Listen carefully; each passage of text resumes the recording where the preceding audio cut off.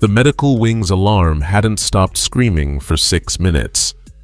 Security Captain Thrain stood frozen in the doorway, his 4 eyes blinking in sequence. A Gordanian stress response that usually meant someone was about to lose their job. Or their life. Sometimes both. "She's just standing there," he whispered into his comm unit. Completely calm, eating something called a granola bar. Behind him, 7 of the Academy's most notorious bullies were being scraped off various surfaces by medical drones. The more techie gang. The same Xenos who'd terrorized freshmen for 3 cycles. Now they looked like someone had put them through a military-grade food processor set to chunky. Jamie Jinx Cross took another bite of her snack. "So, do I still get to attend orientation, or?" The security captain's translator glitched. It did that sometimes when humans said things that shouldn't compute. But we should probably start from the beginning. You know, before the property damage. 8 hours earlier, the Galactic Unity Academy's intake bay was running its usual controlled chaos. 943 new cadets from 62 species, all processed with military efficiency. Then the human showed up. Cadet Cross, Jamie, the processing clerk read, his tentacles hovering over the holographic display. Planet of origin, Earth. Classification, Garden World. Class. He stopped, blinked. All 8 eyes. This can't be right. Problem? Jamie asked, hauling her single duffel bag like it weighed nothing. The bag that 3 dock workers had needed an anti-grav unit to move. Your planet's classification. It says Deathworld, Class 9. The clerk laughed nervously. But you're from the diplomatic exchange program. They only send young from peaceful species. Oh yeah, super peaceful, Jamie grinned. We haven't had a world war in like 80 years. The clerk's tentacles spasmed. How many world wars? Next. The Velkari honor guard at the gravity adjustment chamber didn't read the warning labels. Why would he? In 40 years of service, Honor Guard Jalex had never met a species that couldn't handle the Academy's standard 0.6G environment. It was specifically designed to accommodate the weakest members of the galactic community. Welcome to Unity Academy, Jalex boomed, his ceremonial armor gleaming. As tradition demands, I shall test your worth with the greeting of strength. He placed one massive hand on Jamie's shoulder. The push that should have sent any new cadet stumbling, a harmless hazing that established the pecking order. What happened instead would later require 4 physics professors to explain. Jamie didn't move. At all. Instead, Jalex's armor crumpled inward like tin foil. The sudden redirect of force sent him spinning into the wall hard enough to leave a Velkari-shaped dent. The artificial gravity flickered. Somewhere, an alarm started chirping. Oh crap! Jamie rushed over to help him up. I'm so sorry. I forgot about the gravity thing. You okay? Jalex wheezed something that didn't translate. His armor sparked. Should I get someone? Jamie asked. That's when Security Captain Thrain arrived for the first time that day. He wouldn't leave her side for the next 8 hours. Poor guy. The cafeteria should have been safe. It was literally just lunch. How do you weaponize lunch? What is that? Cadet Yeri asked, their translucent tentacles recoiling from Jamie's tray. Peanut butter sandwich. It smells like death. That's just the protein. Wanna try? Yeri's scream hit 3 octaves humans couldn't hear. Half the cafeteria evacuated. Someone triggered the biochemical hazard protocol. Jamie kept eating while decontamination foam sprayed everywhere. "Is it Tuesday already?" she asked, checking her comm unit. "Man, time flies when you're not in Earth gravity." But here's where things got interesting. The Morteki gang had been watching. 7 senior cadets who'd made orientation hell for every newcomer since they'd arrived. Krex, their 4-armed leader, saw opportunity. The human was small, barely reached his thorax. Clearly, the earlier incidents were flukes. "Hey, Deathworlder," he called out, his gang flanking him in practiced formation. "Heard you think you're tough." Jamie looked up from her sandwich. "Not really. Back home, I'm actually considered kinda scrawny." The gang laughed. That kind of wet, threatening sound that meant someone was about to have a bad day. "Training bay," Krex said. 10 minutes. Let's see what Earth's got." "I don't think that's a good idea." "Scared?" Now, humans have this thing about peer pressure. Specifically, teenage humans. Specifically, teenage humans who've been called out in front of a cafeteria full of aliens filming everything. Jamie sighed. "Your medical insurance good here?" They thought she was joking. She wasn't. The training bay's gravity could be adjusted for each species' comfort. The Morteki had set it to their homeworld's 1.3 G, enough to slow most opponents down. They didn't know Earth's gravity was 1 G. They didn't know Jamie had grown up in Colorado, where the air was thin and her mom made her do mountain runs for fun. They definitely didn't know about human adrenaline. The footage would later be classified above most security clearances, not because it showed military secrets, because it was considered a psychological weapon. The timestamp read 9 seconds total, but those 9 seconds would change everything. The training bay's recording started at 15:42:31 Galactic Standard Time. By 15:42:40, the Academy's insurance premiums had quintupled. "What do you mean she's still warming up?" Headmaster Corvain's 3 eyes were doing that thing where they all looked in different directions. Never a good sign. On screen, Jamie was doing light stretches. You know, touching her toes, rolling her shoulders. The kind of thing humans do before attempting literally anything physical. The Morteki gang stood frozen, watching her bend in ways that violated at least 6 biological assumptions. "Humans have a skeletal system, right?" Dr. Zek asked, mandibles clicking nervously. "Because that shouldn't—" Jamie's spine popped. 3 cadets fainted. "Okay." She bounced on her feet twice. "So what are the rules?" Krex activated his combat stance, all 4 arms spreading wide. "No rules in real combat, Deathworlder." "Cool. Back home we call that Tuesday night basketball." Nobody got the reference. Earth's data package was still downloading.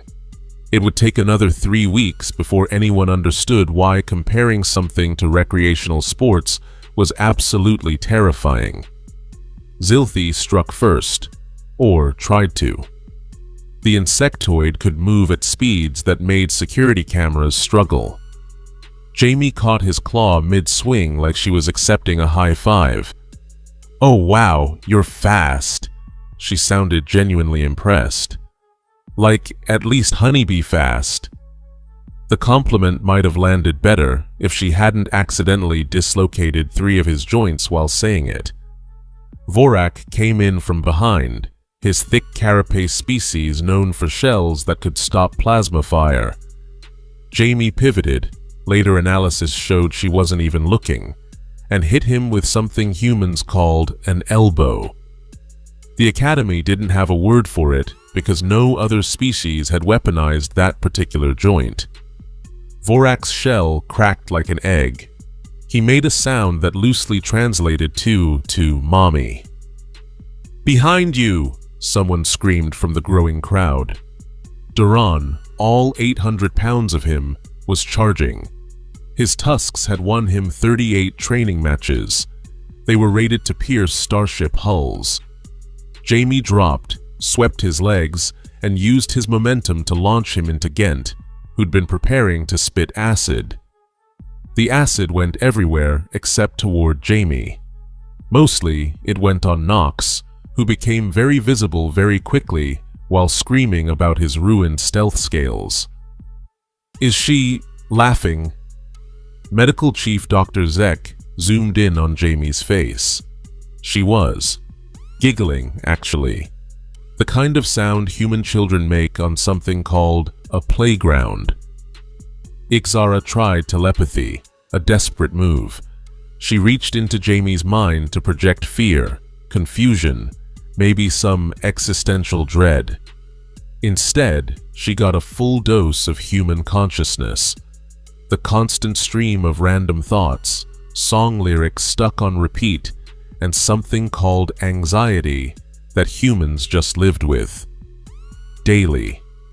Ixara collapsed, crying. "How do you function like this?" "Lot of caffeine," Jamie answered, not realizing the question was rhetorical. "Speaking of which, do you guys have coffee here? I've been up since..." Krex's war cry interrupted her, all four arms swinging in a pattern that had earned him the Academy Championship 3 years running. It was beautiful, coordinated, absolutely perfect technique. Jamie caught all four fists. "This is great cardio," she said, holding him in place while he struggled. "My trainer back home would love this resistance work. You guys should really try CrossFit." She let go. Krex stumbled backward, looked at his hands, then at her. His universal translator started smoking, a side effect of trying to process the phrase Deathworld aerobics. That's when he made the mistake. "What are you?" he gasped. "Jinx," she said, then smiled. "Wanna see why?" The final 3 seconds of footage required quantum speed cameras to properly capture. Jamie moved through all 7 gang members like water through a sieve. Not violent, exactly. More like efficient. A tap here, a pressure point there, using their own weight against them in ways that would make physics professors weep. The Morteki gang hit the floor in a synchronized pattern that accidentally formed the Academy's logo. Nobody was sure if that was intentional. "So..." Jamie looked around at the silent crowd. "Is there a cool-down room, or..." That's when the screaming started. Not from the injured, they were too shocked to scream. From everyone else. "Medic! Security! Someone call the Space Pope!" Captain Thrain arrived, took one look at the situation, and immediately called for backup. Then backup's backup. Then his therapist. "Cadet Cross," he said carefully, like he was defusing a bomb. "Please remain calm." "I'm totally calm." She was doing cool-down stretches. "Hey, is this normal? They just stopped moving." Dr. Zek's medical scanner started having what could only be described as a mechanical panic attack. 4 concussions, 12 broken limbs, internal bruising in colors I've never seen, and 1 case of what my scanner is calling extreme psychological distress with a side of existential crisis. "But they'll be fine, right?" Jamie asked. Define fine. The best part, and by best, we mean the part that made 12 species immediately update their threat assessments of Earth, was the biometric data. Jamie's heart rate during the fight peaked at 92 BPM. Resting rate for most species in combat started at 200. She hadn't even been trying. Cadet Cross, Headmaster Corvain had arrived, all 3 eyes locked on her for the first time. What exactly is your military rank on Earth? Oh, I'm not military, Jamie brightened. I'm here on a gap year program.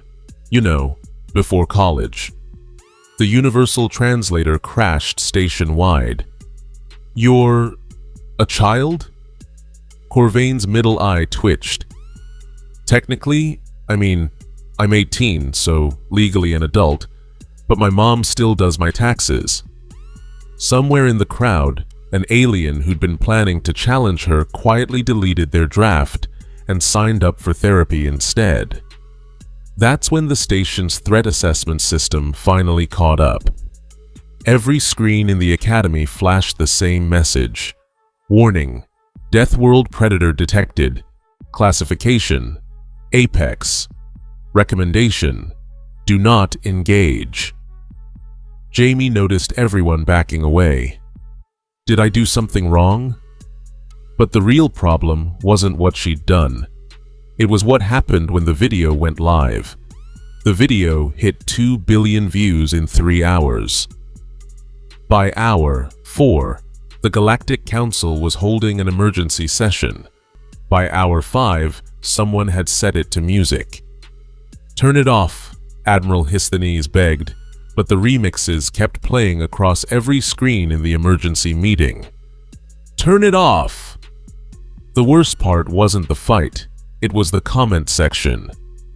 The way she caught 4 fists while talking about cardio. Humans have teenagers. We invited juvenile apex predators to our schools. Anyone else notice she was wearing gravity limiters? Limiters. She was nerfed. That last comment made Headmaster Corvain pour himself a drink, then another. Then he just started drinking from the bottle.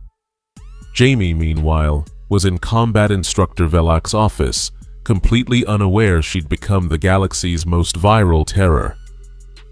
So you're saying Velak's 6 hearts were not in sync, creating a concerning drumroll in his chest. That on Earth, you learned this for fun? Yeah, my mom signed me up when I was 6, said I needed to burn energy. Jamie was sitting cross-legged on the chair, somehow making it look comfortable, despite it being designed for tripodal species. Though Brazilian Jiu-Jitsu was more my thing, this was basically just kickboxing.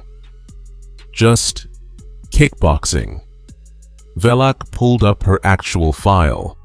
The real one, not the diplomatic sanitized version. His breathing stopped. Cadet Cross, it says here you placed 3rd in something called Junior Olympics. Oh yeah, that sucked. Lost to Sarah Chen in semi-finals. She had this nasty liver shot that... 3rd, out of your entire planet's youth? What? No! Jamie laughed. Just my division. Like, maybe 200 kids? Sarah was insane though. She's probably going pro. Velak fainted. All 6 hearts just said nope, and he hit the floor like a sack of space potatoes. Instructor? Jamie poked him. Should I get someone?